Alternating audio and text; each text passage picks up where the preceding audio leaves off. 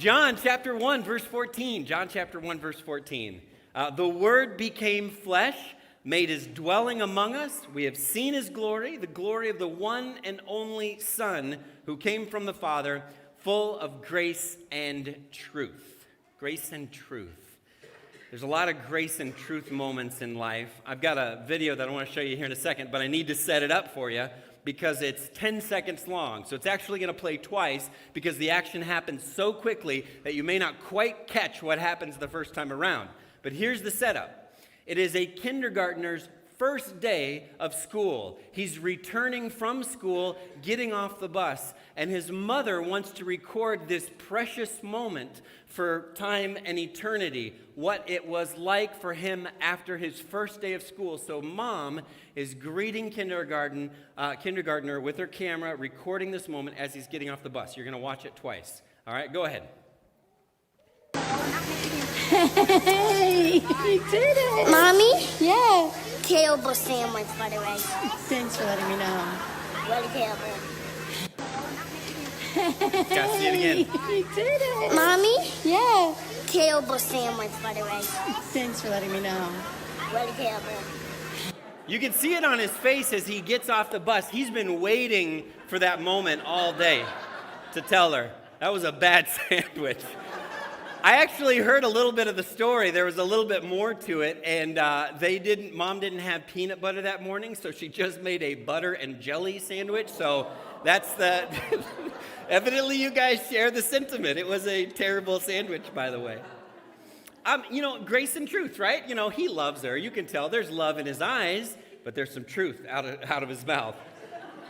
And I think a lot of you, maybe you have done this to your parents, or you as a parent have had this happen to you. You have a child who's they've crawled into your lap, and they're snuggling up against you, and their head is on your chest, and they look up at you with those big eyes, and they whisper into your ear, "Your breath stinks." You know what I mean? You've had those moments, and it's not like they're going to leave. They're not going anywhere. They want to be there. They want to be cuddling with you. They just want you to know that your breath smells like hot garbage. So as we talk about grace and truth, we're talking about breaking down wrong ideas of Jesus. We have all had some constructs of Jesus that are not helpful. They have given us ways of understanding and seeing the world that aren't really that good, and we're breaking those down, and we're trying to rebuild an accurate, true picture of Jesus as revealed in the Gospels. And one of the few places that describes who Jesus is, we see a lot of what he does, we see a lot of what he says, but there aren't a lot of verses that say, here's who he is. And one of the few verses that says, here's who he was, is that he was full of grace and truth. And those things matter. Breaking down the wrong idea of Jesus matters. Rebuilding the reality of who he was matters, because a clear idea of Jesus is compelling. You want to follow that person when you strip away all the junk that people have tried to place on him over the years, all the baggage, all the ways that people have tried to make Jesus about their thing and not just had Jesus about who he was. And once you clear all that away, there's this incredibly compelling person at the heart of all that you want to follow. And that's what this whole series has been about. Grace and truth matter because these two things are true. First of all, Jesus would not be put off by our sin. He would not be put off by our sin. You would meet him or interact with him or walk with him, and you would feel like there's this thing in my heart, in my life that I have to say because you are so holy. I have to say this. And Jesus' eyes would not get wide. He would not look at you. He would not plug his ears. He would just look at you with warmth and acceptance and grace. He would not be put off by your sin. Many of you have had the experience of going to a doctor or going to an urgency room where you showed up and the doctor said, "We cannot handle your problem here." And you're like, "Whoa, that must be really bad if you can't handle my thing and I've got to go somewhere with more serious medical equipment or people with more advanced degrees." Jesus is never going to greet you and say, "Whoa, I can't handle that sin. I can't handle that ugliness. I can't handle that darkness." That's never going to happen. But he would be full of grace, but he would be full of truth, and Jesus would not overlook our sin. He wouldn't overlook it. He wouldn't look at us and say, you know what, don't worry about it. It's not that big of a deal. He wouldn't pretend not to notice. He would notice and he would deal with it and he would talk about it, full of love and full of an acceptance, but full of truth. And this is so important that we understand that. I think a lot of us are more familiar with a disappointed or dismissive Jesus. We're familiar with that Jesus, a disappointed or dismissive Jesus. In our small group last week, as we were talking about this, Corrine, my wife, brought up the fact that she always envisioned Jesus as this ultra serious, ultra stoic, generally annoyed, slightly disappointed, and never laughing, which is why there's this fairly well-known rendition or picture of Jesus. This is actually from Steve's office. You can see it as you pass this morning, but it's a picture Steve keeps on his wall, and it's of Jesus laughing. And it's actually pretty rare. If you do a Google image search of portraits of Jesus, most of them, Jesus is very serious. Like someone just told him something that he didn't want to hear, and it's not a very happy Jesus. And there are a few pictures of Jesus laughing. This particular one is by a guy named Willis Wheatley, an artist by the name of Willis Wheatley, and he painted 4 pictures of Jesus, or sketched 4 pictures of Jesus. 3 of them were stoic, serious Jesus, again, always looking off the camera, hair done just right. 3 of them were that version of Jesus. 1 was laughing Jesus. Guess which one has been reprinted 70 million times? The laughing Jesus, because we're like, I think that Jesus might be real. I think Jesus might have laughed. I think if Jesus might have found something funny. I think Jesus might have looked at people and just shook his head and chuckled because we didn't get it half the time. I think this might have been the real Jesus. And I think a clear image of Jesus is compelling. So we ended last week with this verse, John chapter 10, verse 27. My sheep, this is Jesus comparing himself to a shepherd as to sheep. My sheep listen to my voice. Remember that? My sheep listen to my voice. And I know them, and they follow me. My sheep listen to my voice. I know them, and they follow me. So last week we talked about how hearing Jesus was a posture of the heart. You have had conversations with people that were not hearing you. You've had conversations with a spouse and they were not hearing you. They had already formulated their idea, or the only thing that they were doing is waiting for you to stop talking so they could respond. You've had conversations like that. You've had conversations with teenagers and they were not hearing you because the posture of their heart wasn't ready to receive something. And we talked last week about how that's one of the most important places to start, that the posture of our heart is meek and we're meekly receiving what Jesus has to tell us. So this week we're going to more closely dive in on that concept of follow. You need to hear Jesus clearly and follow Jesus closely. To follow Jesus is kind of part of the Christian lexicon. When I say that, I feel like there's probably some eyes in the room that glaze over because you're like, yeah, you follow. We talk about that kind of stuff. We understand discipleship is about following Jesus. The Christian walk is about following Jesus. We're familiar with the terminology. We get it. And I think the problem is that familiarity, we lose a clear grasp of what we're claiming. We don't really have a depth of insight of what we're saying, what we're claiming when we say we follow Jesus. We've lost the clarity of that picture. Any hikers in the room? Any hikers? Anybody willing to admit? All right, so 4 people. How many of you, let me ask it this way. How many of you are like, I would avoid hiking unless my life depended on it, and even then I'm not sure. How many of you are more like that? No way, I don't want to go for a walk in the woods. Well, hiking is beautiful, and here's why. Here's actually a picture of Carver Lake Park right here in Woodbury. How would you know? You don't go hiking, so you have no idea if that's in Woodbury or not. You have no clue. You just have to take my word for it that I'm lying. But anyway, I love it. I love it because you're exploring. I love the idea of exploring. So I like it. My family does not.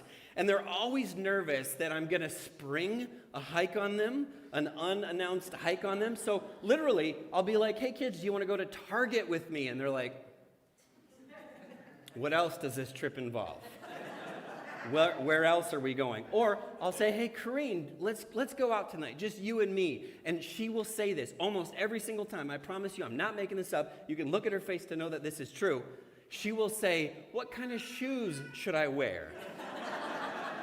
I just want to know, is this date going to involve any hiking? This is how they are. They've been scarred, evidently. The comedian Jim Gaffigan, you may be familiar with, says that the first thing you notice when you go hiking is that it's a mistake. But I like it. I love it. And the deal with hiking is that you're walking on an existing pathway. Someone has been here before.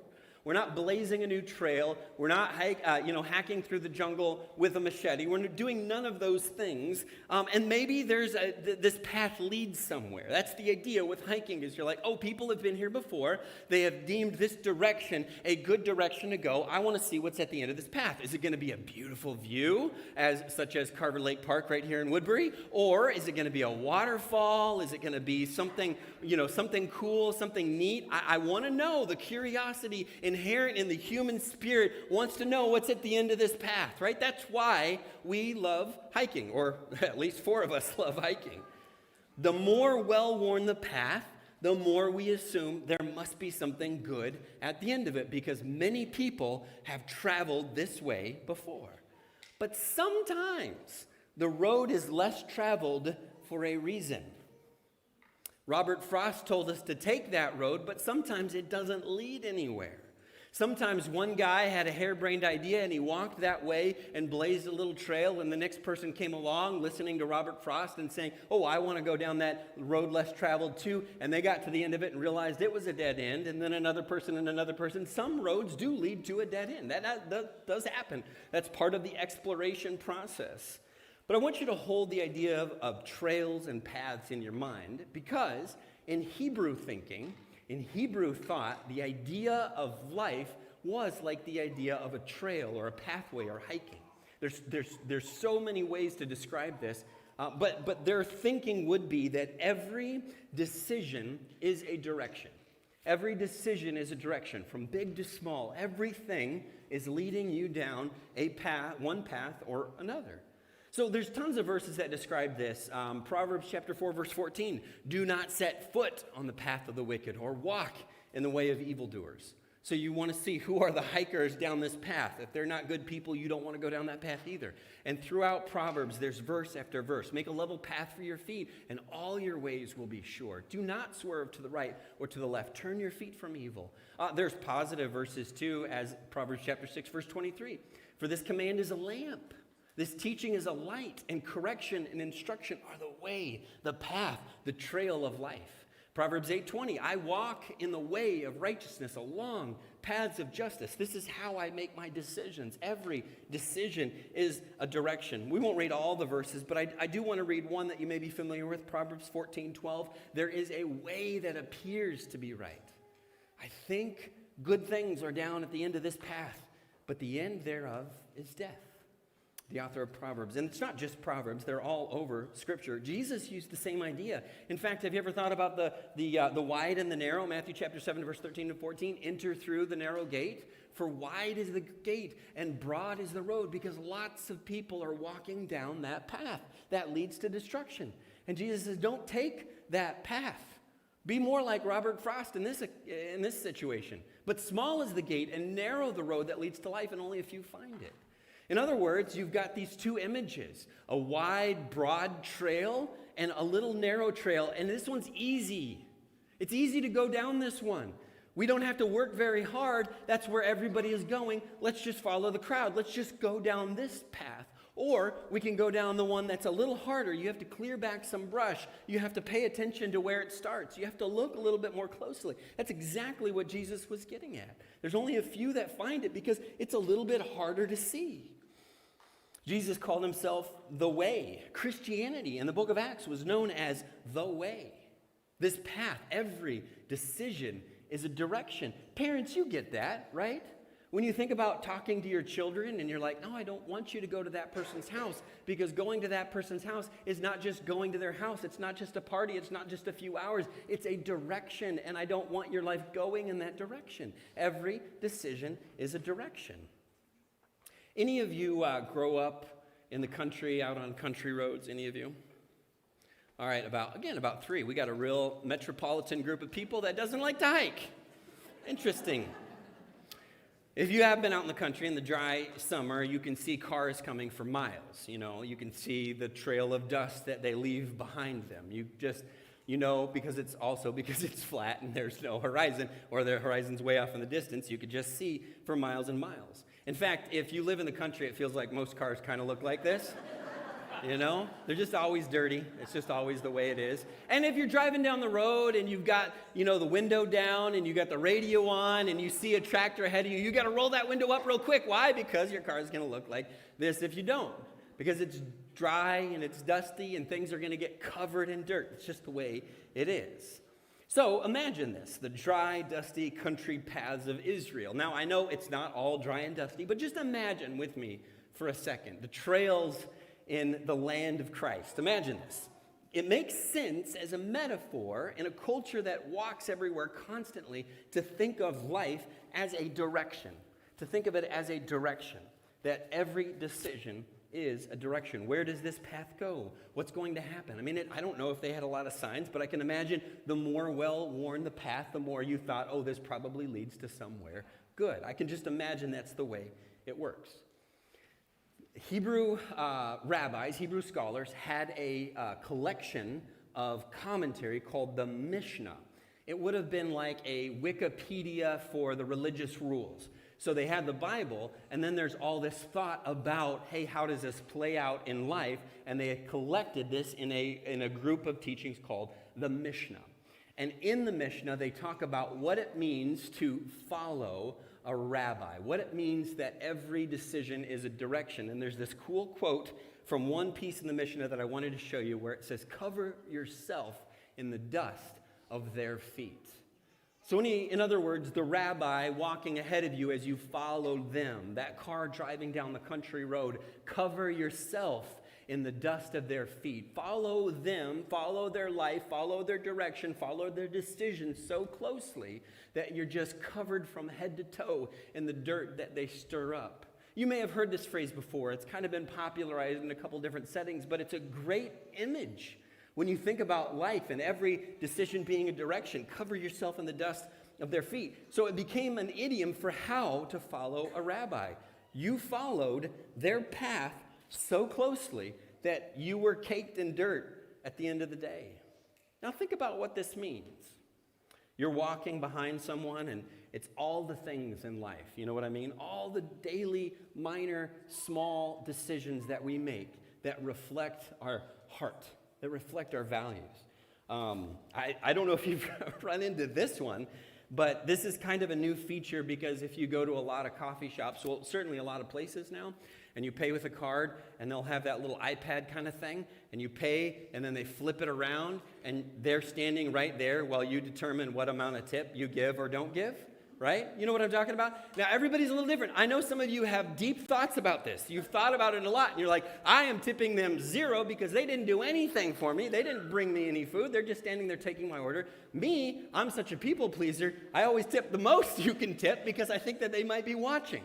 Now, that little interaction, right? That's a direction. You're making a decision, and it reflects your values and your thoughts. And I realize it seems like a little minor thing, and essentially it is, but some of you are like, well, I always tip 10, and I hate it when the lowest you can go is like 18%. Have you ever seen that? That's like your only option, or 0, and it's just like, I don't know what to do here. If you were living in the first century, you would be crowding around your rabbi to see what do they do when they tip. How do they do that? You are covering yourself in their dust. Or how about when you forget that you were supposed to meet someone and you maybe put it off and you're feeling a little pressure, you totally forgot about it and they text you like, hey, are we supposed to meet today? And you're like 10 minutes late already and you're still at home in your pajamas and you don't know what to do. How do you say, oh, on my way, which I guess is kind of technically true because you having vacated the couch is sort of on your way. Or do you tell the truth and say, I forgot, I'll be late? You know, what do? And if you were a first century rabbi, you would have followers around you watching you text back that person to see what you would do. And you would be covering yourself in their dust. Have you ever had a situation where you were maybe taken off a project at work, but in conversation later you called it a promotion? Didn't involve a pay raise or change of responsibilities. In fact, it involved lesser responsibilities, but I guess it's different. I guess you could kind of squeeze it under the definition of promotion. Or what about writing down on a timesheet that you got to work at 8, even though, well, it's technically 8:07? If you were a first century rabbi, you would have a crowd of followers around you watching that interaction to see what you do in the hundreds of minor situations in life. How about a friendship that's kind of gotten stagnant, or maybe there's a little tension or some things that need to be worked through, and you see a phone call and it's their caller ID. Do you answer it? Do you ignore it? Well, if you're a first century rabbi, you would have a crowd. Can you imagine the pressure of being a first century rabbi where every choice that you made was scrutinized as to its moral value? Pretty intense. Every decision is a direction.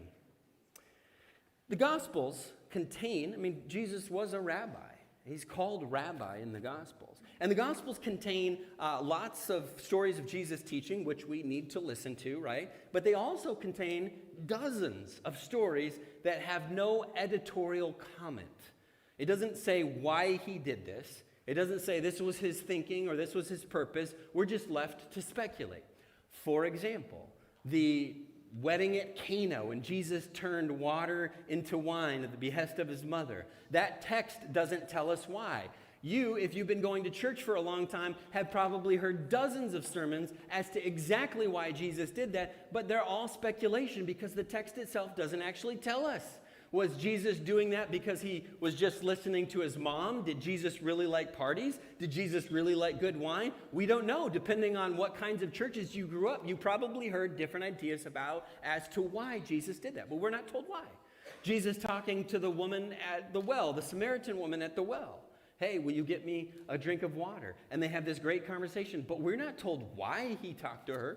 We can make some guesses, but do you remember his disciples showed up later? They had gone into town to get food. They showed up later, and they were surprised that he was talking to a Samaritan woman, but none of them said anything. We're not given any rationale from the point of view of Jesus or from the point of view of the gospel authors as to why he did that. So we've got this situation, no explanation, breaking cultural taboos. Maybe he cares about hurting people. Maybe he's just thirsty. The feeding of the 5,000, walking on water, so many of his healings.